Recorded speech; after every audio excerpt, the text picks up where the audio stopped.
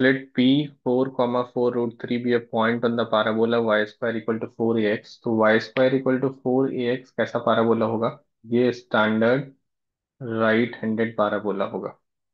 y square is equal to 4ax is standard right handed parabola।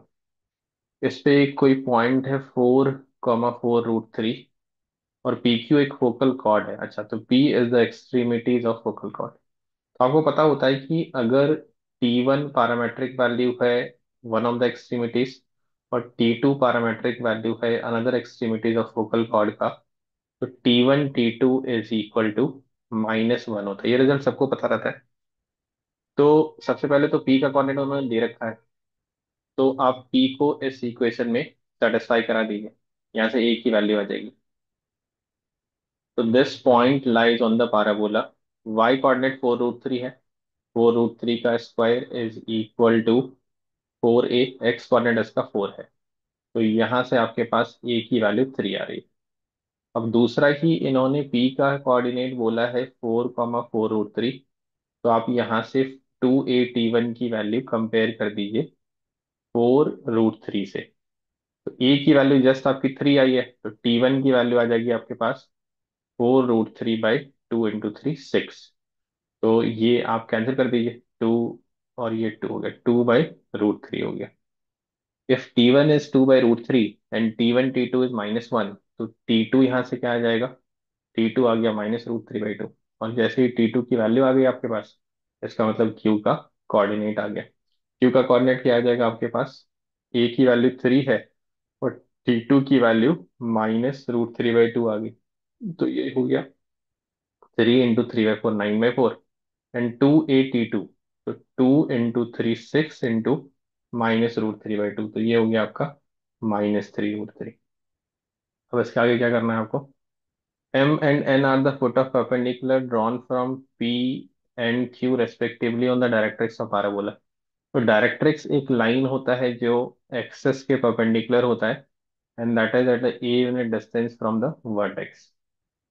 तो a की value just 3 आई है, तो ये आपका x इक्वल टू -3 हो गया।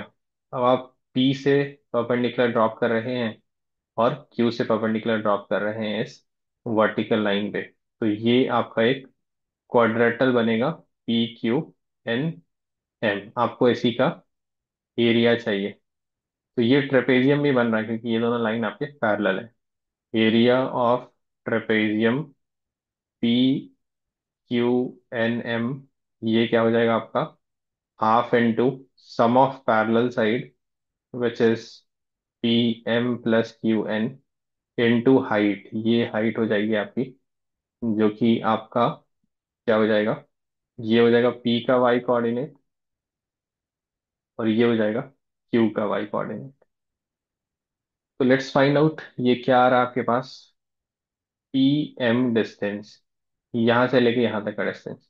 तो ये डिस्टेंस तो P का ही X कोऑर्डिनेट हो गया 4, और ये डिस्टेंस आपका हो गया डायरेक्ट्रिक्स की वर्टेक्स से दूरी, तो 3 हो गई। सिमिलरली QN क्या हो गया? ये डिस्टेंस आपका 9/4 है और ये फिर से 3 है, तो 9/4 प्लस 3।